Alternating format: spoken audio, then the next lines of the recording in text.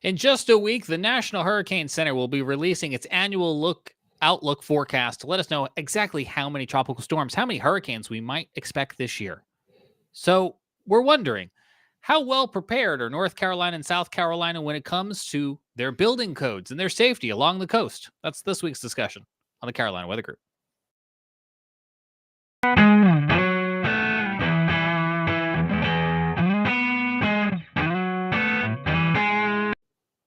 I'm James Brierton in Charlotte, North Carolina. Welcome to the Carolina Weather Group for this May the 15th, 2024. Let's get right on into it. My guest, Ian Jamenko, back with us from IBHS. I'm going to try to say it once, just so everyone knows exactly what that means. But it's the Insurance Institute for Business and Home Safety. You are a friend of the show. You are back yet again.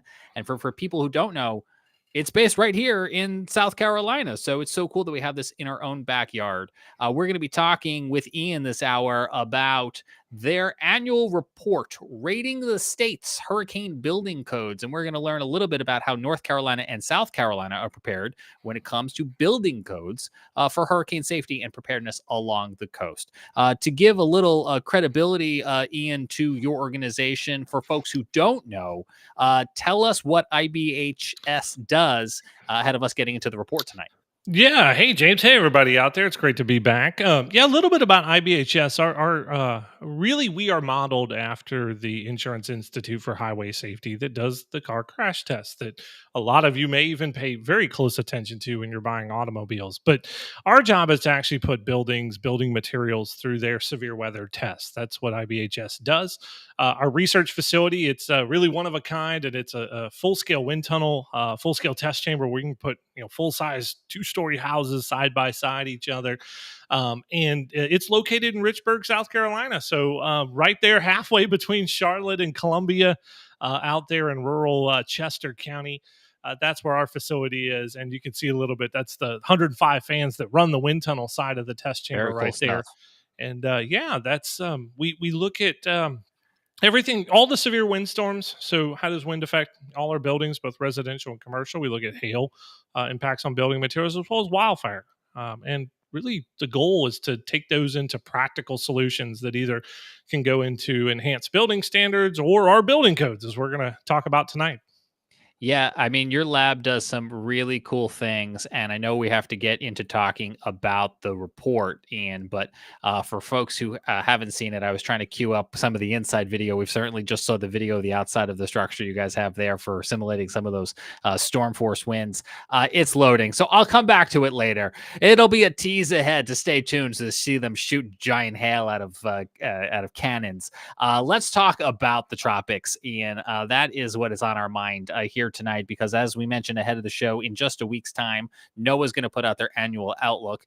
North Carolina State, Colorado State, they've already put out their outlook saying above average season. So you're here tonight to help us understand, especially for our audience who lives along the coast or maybe owns property along the coast. Your organization has rated the states based on hurricane related building codes. So let's get right to it. How do North Carolina and South Carolina rank? Yeah, so if we take them both south, we'll start with South Carolina. We'll start with the good side first. So South Carolina has actually been third in all of our rankings, really since the second edition. I'm sorry. So they've been ranked third behind Virginia and Florida. So if you look at this year's ranking, Virginia comes in with a record score of 96, followed by Florida. The Florida building code's often mentioned as one of the strongest in the country for hurricanes, and then South Carolina at third. They've held on to that spot for some time now. South Carolina does a very, very good job with their code adoption, as well as the training of their building code officials and the licensure of the contractors that are doing the building. They still have some areas where they can gain some points. So if you look at, Virginia's at 96, Florida at 95, South Carolina is down there at 92. They've held that spot now for 4 editions in a row. And that's in our top category. So anything that's above a 90, we consider sort of a top scoring building code from a hurricane mitigation perspective. The group between 80 and 90 is our really our good performers, which is where North Carolina falls. But we got some details we can talk about some of the issues that the North Carolina legislature has decided to put forth this past year that it has affected their building codes. And then below that, once you get below 70, you start to get in our average category, and then down the bottom has sort of stayed the same, which is a handful of the states on the Gulf Coast, which has been Texas, Mississippi, Alabama. Yeah, we just put a link to the report in the description and the comments of wherever you're watching or listening. There's a QR code on the screen right now if you're watching with us on YouTube or Facebook.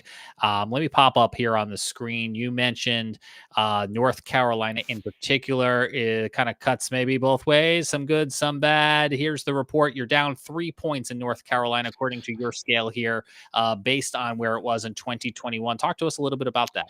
Yeah, so North Carolina was one of our more improved states in the fourth edition, which was the 2021 version. And then this year we had two sets of actions that were really concerning for North Carolina. The first was they shrunk the area that's called the windborne debris region. These are the most really the most stringent code provisions for windstorms, which usually lie on our coastal environments. So they chop those back. So don't include now the counties along Pamlico, Albemarle Sound anymore. So they weaken that by shrinking that area that has to meet the highest wind resistance standards. And then the state did something that really, really bugged us, to Okay. be honest. But it only, in this edition, only cost them 1 point, but it's going to get worse as time goes on. So the North Carolina legislature put a moratorium on adopting new building codes through 2031. Governor Cooper vetoed that bill, but through the supermajority, that veto was overridden. And so Oh, okay. now the state has it basically has put building codes on hold till 2031, which Wow. That seems like a would long time from now. that's a very long time. It puts them 5 editions of the code behind. They are already right now on the 2015 International Residential Code.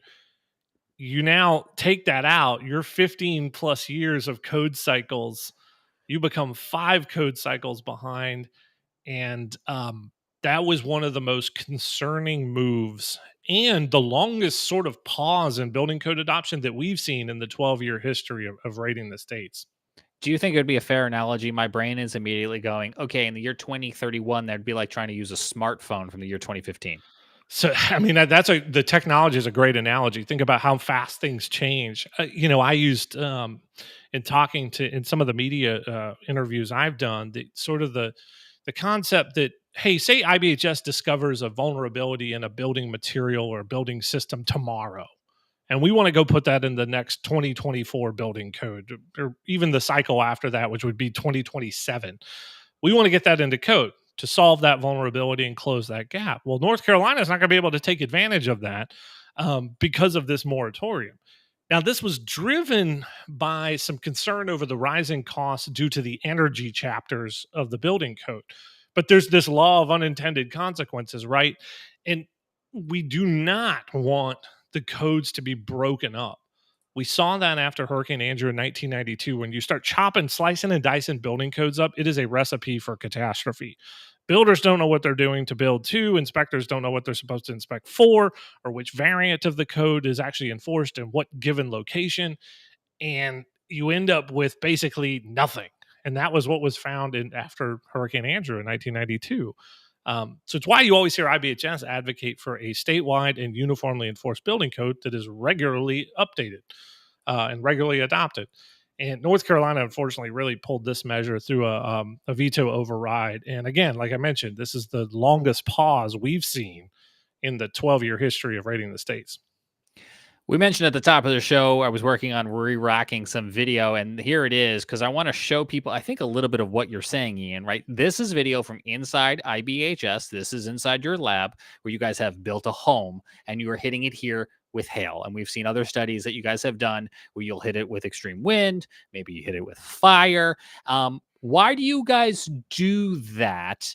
Because I think it'll help people understand what you're talking about with building codes. Yeah, so some of it is to understand how the building system performs. So in wind is excellent at finding the weak point in any structural system. So you have to do a lot of this work at full scale to understand how all the different, the nails go together on the structural framing, or if you're using straps and clips, as you should be in a hurricane prone area, or how's your load path done, or a vulnerability like a garage door. You can only do that work at full scale. Wildfire is another great example where trying to look at ember vulnerabilities of a home, you have to do it at full scale. It's very hard to scale down those burning ember particles into something that you could put in a scaled wind tunnel. So you need to do that with real structures to look at real building assemblies. Now we do an awful lot of small laboratory testing. So you saw some of the full scale hail simulation work right there. We do a lot of impacting testing on just different materials and small laboratory spaces. So we kind of bring it all together. It's sort of combination of field research, small laboratory material testing, all the way up to full scale building system performance. And so a lot of the information that we've work through comes out in building codes as a way to make them stronger and improve them over time. We just got off the wildland urban interface, the wildfire codes hearings a couple of months ago. We had 16 different proposals that we were involved in. Some of those were based on our own research at the IBHS facility. Others were from different partners and places across the country that submitted proposals. But that's just sort of a flavor of how it goes. And building codes, I should mention, the cycle is every 3 years. So the wildfire codes are this one. We had the 2021 International Residential Code for our typical building codes. We'll have 2024 next year, and then so on and so forth as we go on that 3-year cycle. It's very serious stuff, and I can never help myself in playing all the video from inside your lab because it is just so engaging to watch. Again, this is a lab simulated fire, so everyone is safe here. But you can, I guess, the point you're making, right, Ian, is whether you're talking about hurricanes, which is the purpose of this report, or you're talking about these other things that you learned during the lab. Not updating your building codes is a vulnerability to you guys. Yeah, absolutely. And building codes are the way we get all this resilience information about how to make our homes and businesses stronger in mass out into the world. Now, we have our enhanced code standards called our IBHS Fortified program and our Wildfire Prepared Home program, which goes beyond building codes. But when we want the building codes to come up toward those standards, because the codes, when they're put in place and well enforced, that's how resilience gets done in mass. And it's also how our communities of the future simply become more resilient to all these different weather related hazards. And we all have to deal with them across the entire United States. There's no place that's immune from one of these things. And it's really, really important that we just, everybody knows how fast technology evolves, how fast Right. materials are changing. And that's what our codes are there for, to try to keep up with that stuff. Let me pop up the report here because we've talked a lot in the first couple of minutes of our show tonight about North Carolina, which you mentioned got a score of 85, coming ranked in 8th of the states that you guys ranked, which are along the East Coast and the Gulf Coast. So what about South Carolina? Looks like it came in at number 3. Like, what are they doing so well?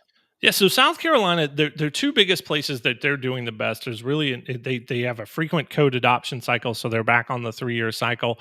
Their building code official training program is very good. They still have a few points to gain. I think they got about 5 points they could gain in the contractor licensing training continuing ed programs there. So there's sort of the little bit of difference that keeps them down at number 3 versus challenging Florida and Virginia. But from a code adoption standpoint and a building code official training and education program, South Carolina is doing very, very well. Many of these provisions were put in really in that span from 2008-9 through 2012, which was our very first edition of Rating the States. And then the state has been able to maintain them over time. So that's a positive that South Carolina has done really nothing to weaken the code regime that they have in place today, unlike the neighbor to the north. Yeah, the neighbor to the north. Who?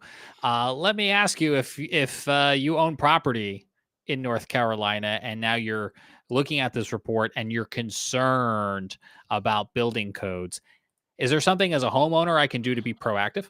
Yeah, so I think for homeowners, one is to understand, what year your home was built. North Carolina had been making some fairly kind of incremental progress, which was really good. I think it's more as we look to the future in terms of new construction in some of these places that as this grows in time, we're going to see a lag in those provisions. And what is also concerning is when we get to 2031 and say the state updates the code, you're going to see a much bigger cost jump So as we incrementally change building codes, the cost is there is some, we should not shy away from it, but it's small, and these are incremental changes over time. But when you make these giant pauses and then jump to something, 15 years later, you may see a massive increase in cost. It's a very much an inadvertent consequence. That the original sort of motivation was to help slow the energy code cost side, which is Mm. some, but now you probably exacerbate that times 2 or 3 by simply just hanging on until 2031. Let's just kick the can. That's all that really was, is kick the can down the road. But if you're a homeowner, there are some things you can do if you want to strengthen your home, especially if, say, your home was built prior to the onset and development of what we call the modern building codes, which was about 2002. The framework for wind mitigation really changed in the late 90s, and most of it was because of storms like Hurricane Hugo, Hurricane Andrew, and it took that amount of time to get that put in place. Yeah, And that so lag time. that's what you're looking for. If your home was built in the 90s or the 80s and the 70s, things you can do, especially if you're on the coast, look for shutter systems to protect those openings. If you find yourself in the need of a new roof, especially in North Carolina, and you're in the North Carolina wind pool, there's a great grant program to help get you a IBHS fortified roof to go beyond code. So please check that out. It's a wonderful, wonderful program and highly successful, I should add. And then, all those little things you can just start working through. I'd say, the shameless plug is go to ibhs.org/hurricane ready and Naturally. just start looking through there. And, the two biggest places to make the biggest difference from a structural perspective is your roof. When you re-roof, encourage folks, please check out our fortified home standard for re-roofing, and then your garage door. And if you do have a garage door, it's a weak spot in your home. You want to look for a sticker on the back that has a bunch of little pressure numbers. That at least tells you it's to code. But if you want to make a big difference, go to something that's rated for 130-mile-per-hour winds or higher. And if you live in the coastal areas, you should be able to get these doors pretty readily.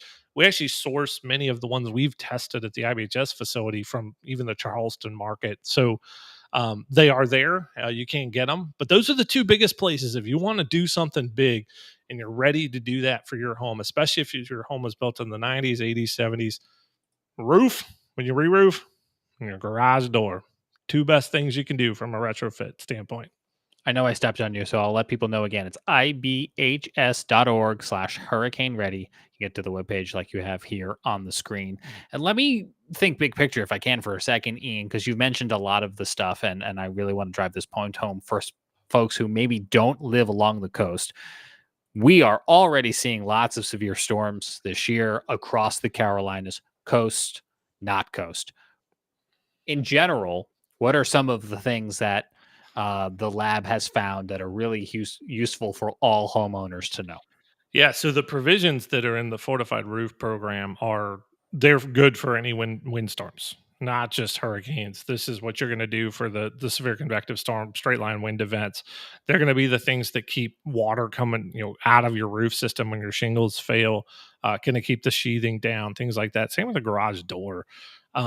Now, from a hail protection standpoint, this has been a pretty big year for the Carolinas so far in hail, especially close to home and Rock Hill with the Rock Hill hailstorm back in April.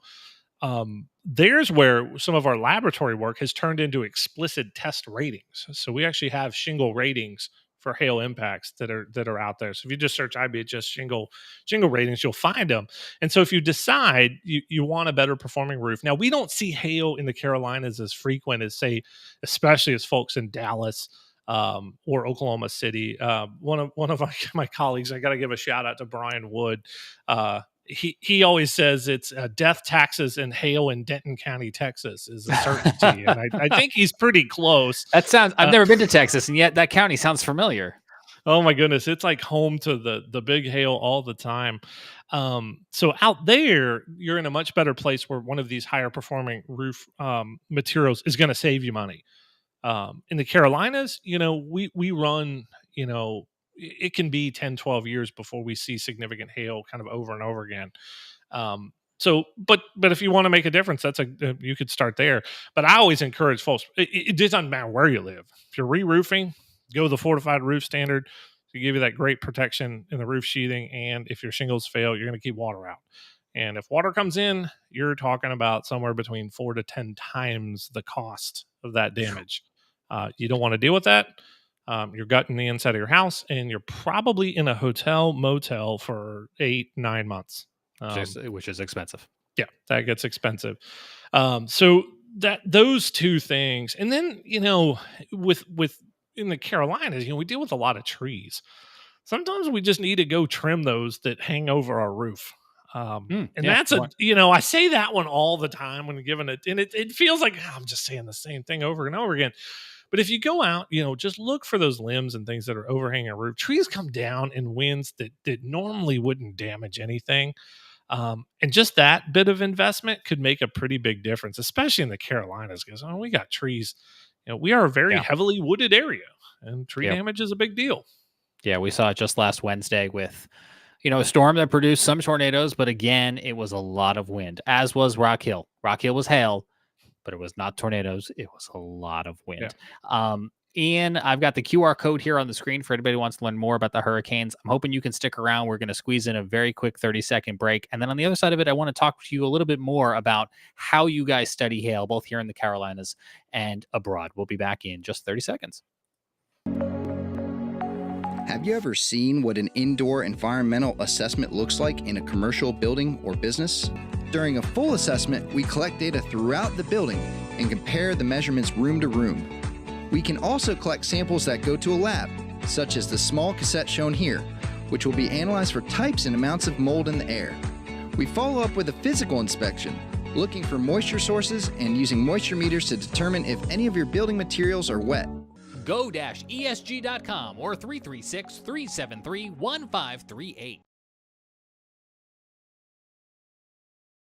I also want to let people know that you can find the Carolina Weather Group on all sorts of podcast platforms. But if you try us on Spotify, we're dropping Spotify exclusive episodes on Saturday where you get to know your favorite hosts here at the Carolina Weather Group. It's called our Panelist Playlists. We are relaunching it, but only for a limited time. They're going to drop on Saturdays. They're only available till June. And then like the Disney Vault, they're gone forever. So last week we kicked it old school with Frank Strait, got to know him a little bit better and got to listen to some of his favorite songs. So if you want to get to know your favorite Carolina Weather Group hosts, that is a fun way to get to connect with them. Ian, I don't know, maybe the Disney Vault references of people of a particular age group, but I'm sticking with it. Well, I just think back early on when my daughter and James, you and I have similar age children. Yes. She was into some of the very Disney classics back when she was like 2-3 years old. But we've definitely moved into we got through the Frozen regime, and then we've sort of waffled into bits of some of the brand newer ones. Moana is a classic that she really loves, and as well as one of the newer ones that is a wonderful. It's Lin-Manuel Miranda's soundtrack. And it'll come to me later too, but I know what you mean, and I have enjoyed Encanto. I don't know why. Yes. Oh my god, that's my favorite of the new. You and I were both talking before the show too. It's like by the time we get around to doing the podcast, it's 9:00 at night, and we've been to work and we put the kids to bed. So we're just commiserating with our listeners who might be in the similar boat. But I enjoy watching Toy Story, which is a franchise I grew up with, and now my kids loving it too.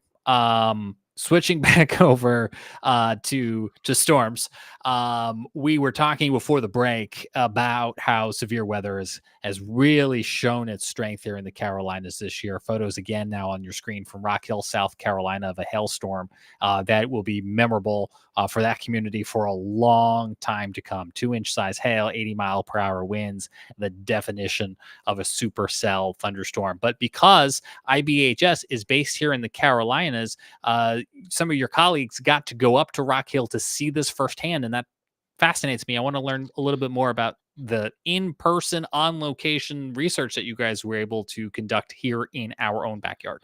Yeah, so of course, when an event like that happens, hail is one of the perils we look at. We do quite a bit of research work, both in the lab and in the field. So we had our folks, our team, head out really to do a pretty comprehensive damage survey. We wanted the first objective was to document the width of the swath of hail. How big was the width that areas that saw hail. What did that look like? And then also to start to understand the severity that came with the wind driven. It's sort of a swath within a swath, and it's actually a much more narrow band than I think people realize. And this is something that our colleagues at the Northern Hail Project in Canada have been documenting quite well. These wind driven hail events, that area is sort of like a crescent that follows that rear flank downdraft of the supercell around. Like, so some hailstones get sort of lodged into that downdraft and basically slung around the rotating updraft. And so you get this sort of arcing shape to this narrow band of very, very severe damage. And we mentioned, 2.25 inch hail embedded in, 70, 80 mile an hour kind of downdraft winds. And that's going to accelerate those things past their terminal velocities, which is normally around 70, 72 miles an hour. So you're now pushing, maybe you're up at 80, maybe you're a little further. But at that angle, and you're getting this off of a vertical impact angle, there's very few building materials, especially in the Carolinas, that can Yeah. withstand that. We don't build really with hail in mind. And that's why it's so easy to get $1 billion of damage out of a big hailstorm now. Quickly too. Yeah, very, very quickly. Yeah. And Rock Hill was no different. So we did that.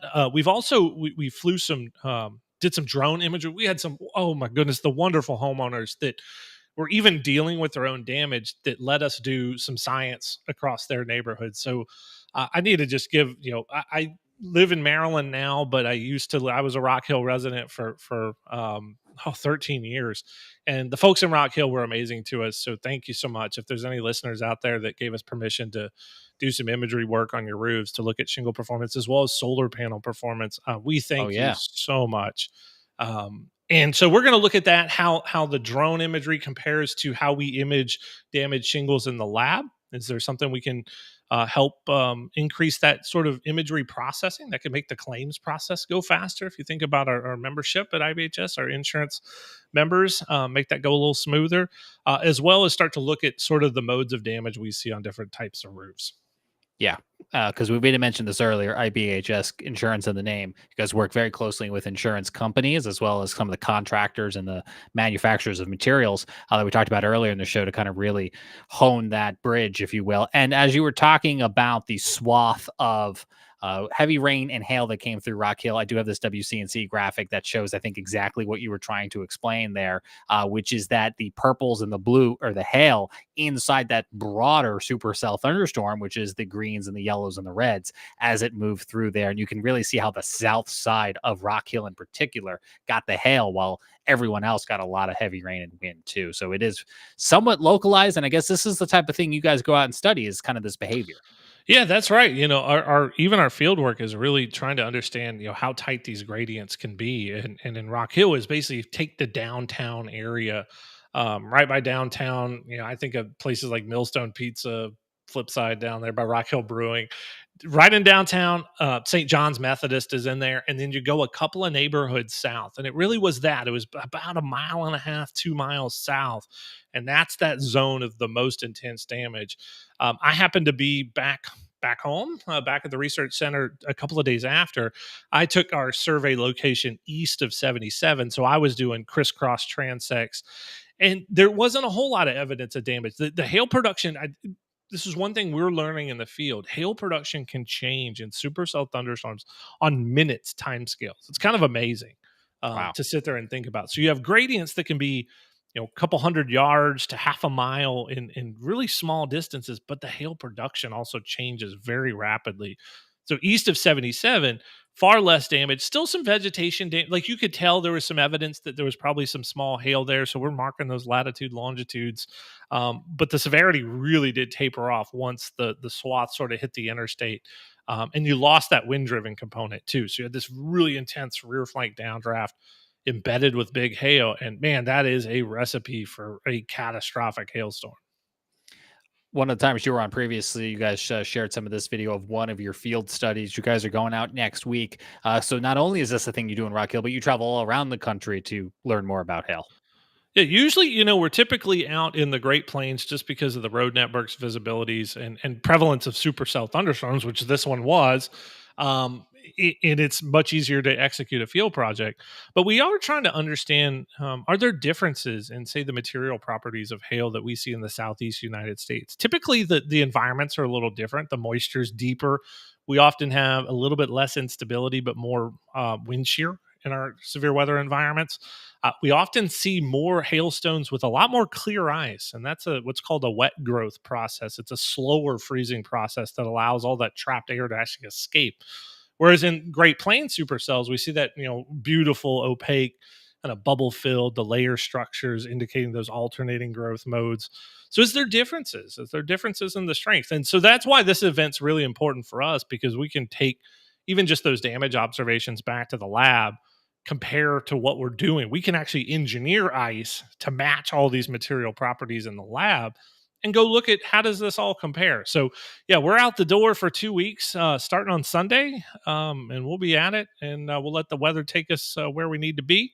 I'm sure if we're somewhere like Nebraska, there'll be a hail event in Raleigh, for sure, because Isn't that that's always always the what way? happens, right? It's always Murphy's Law of field studies. That's right. And everybody was like, why did you didn't have to go so far away? You could have stayed.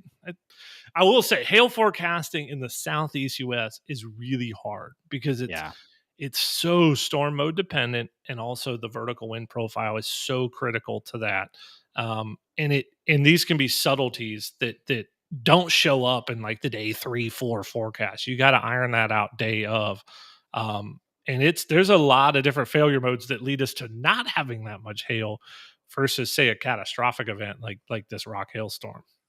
Yeah, I was curious to see how big the hail was going to get today in the Carolinas. And I know, again, Rock Hill, Lancaster County, Union County, North Carolina got like pea-sized hail, quarter-sized hail today. But it wasn't, I thought maybe it was going to be cold enough for some bigger hail.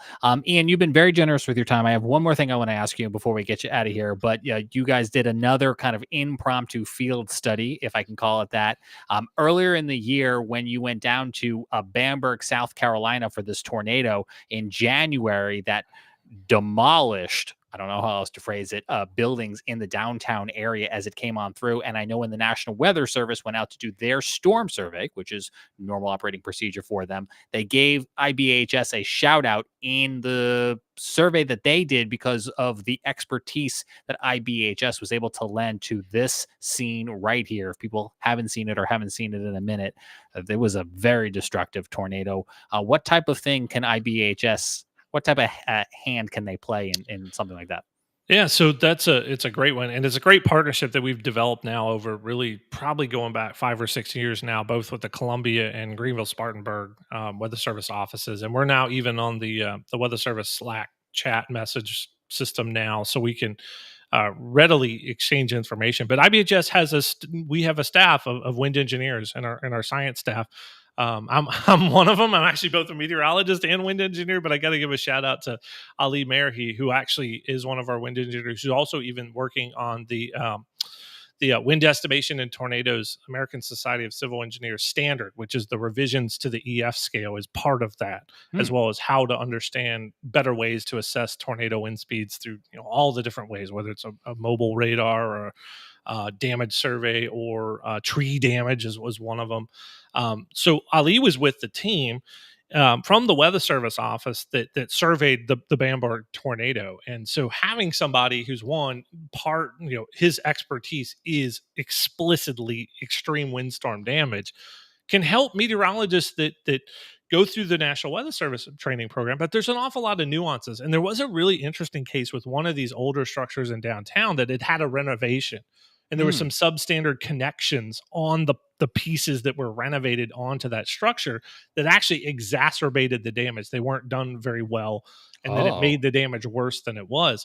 And it's something we see, especially in some of these old downtown areas, that some of these facade changes over the years really can even be substandard in the way they're done, especially maybe it wasn't inspected. Maybe that was done in the 70s or 80s before we even had the code regime in the Carolinas that we do today. And so that's the expertise that we can provide, and it's a great partnership. And I'm glad we're able to do it. Not only help teach more of the Weather Service meteorologists some of the really details of wind engineering and how wind interacts on a structure, but we can learn from them about what do they need from us. What do we need? What more damage indicators do we need to help assess tornadoes better or more consistently? Things like that. So it was a great opportunity. We've done a couple now over the years with the Weather Service. I did a wonderful talk with John Quargiello.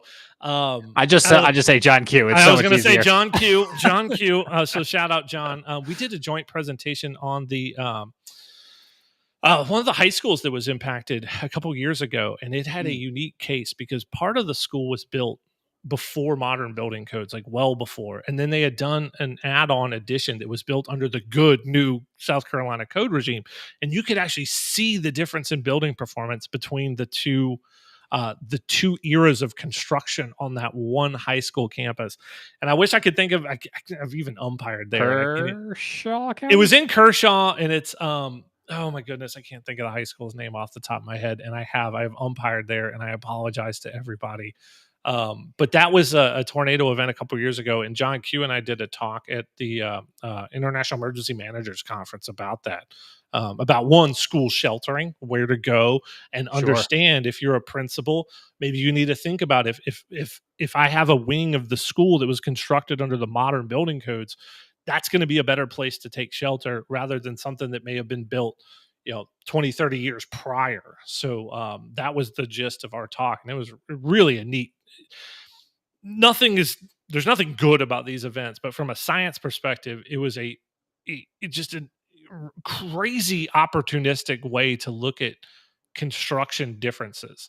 Just North Central High School. That's it's North right? Central High. Yeah. Yep. So you see the roof that came off one of the older parts of school. That was an internal pressurization failure with doors and windows failed. And then, of course, all that air rushes in and then fails the roof system on top. But you can see in parts of the school that you can't see were impacted by the tornado were actually newer construction and fared much, much better. But you see a wall failure here. This is a test. We did this on a sort of a strip mall commercial facility. Same style of construction, though, where the window fails, roof system bends up, and the wall falls over. That failure happens just constantly in tornadoes and hurricanes, just over and over again, where something punctures a window, the roof system isn't adequately tied down, roof starts to lift up, walls lose their support. Those are concrete masonry units too, and they just fall over. Yeah.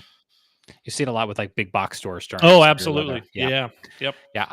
Well, kudos, Ian, for bringing everything full circle tonight. We started off talking about building codes along the coast and IBHS's study ranking the states, North Carolina, South Carolina among them, as we look ahead to the hurricane season. If you weren't with us at the beginning of the show and you're joining us right now, that QR code is on the screen and you could check out their reports. And then, of course, we're blessed to have you guys right here based in the Carolinas and really getting the opportunity to experience a lot of the severe weather we have seen. You guys have been able to see. We'd love to see none of it. And as you just mentioned, that's always an opportunity to learn from one event so we can prepare for the next event. Anything else you want to get in before we wrap up tonight? So that's a great point. None of us want to see severe weather happen, but it's so crucial to understand what happened when these events occur. It's so important to study with a wildfire like the Lahaina, Hawaii fire on Maui or the Bamberg tornado, is to understand what happened so we can take those lessons learned, simulate them in the lab, run computer modeling simulations, even look at the materials and how, say, a shingle or a piece of siding perform, and then take that information and put them into our building codes. And we started off the top talking about rating the states and why we need good code enforcement. We need good, solid code adoption. We need to make sure we do that continually. So that's really the thing. So I encourage folks, if you want to learn more about the work we do at IBHS, please check out IBHS.org. Take a look at rating the states, all the different materials. We got a great YouTube channel out there with a lot of the videos that James, you were able to show and more. So please check us out. And it's great to be back. Great to be back on the show. So I hope you're always home here in the Carolinas, even when you're up in makes DC. me feel great. Makes me feel great. So if my Rock Hill friends are listening or watching back home, a big shout out to you guys. Love you guys. Miss you.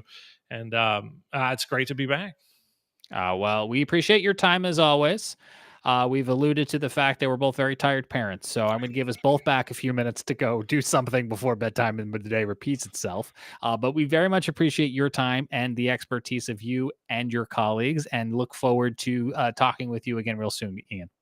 Yep, absolutely. And that does it for this week's edition of the Carolina Weather Group. Please like and subscribe to our YouTube channel, wherever it is you get audio podcasts. And Ian, I think you'll also appreciate this, but randomly today, IEMBot started working on the platform formerly known as Twitter again. So we all get to post severe weather warnings again to our Twitter accounts. Yay! Wow. Yeah. How long that continues to work for, I don't know. But there's a good reason to go follow us on X. All right. Talk to everybody again real soon. Bye-bye.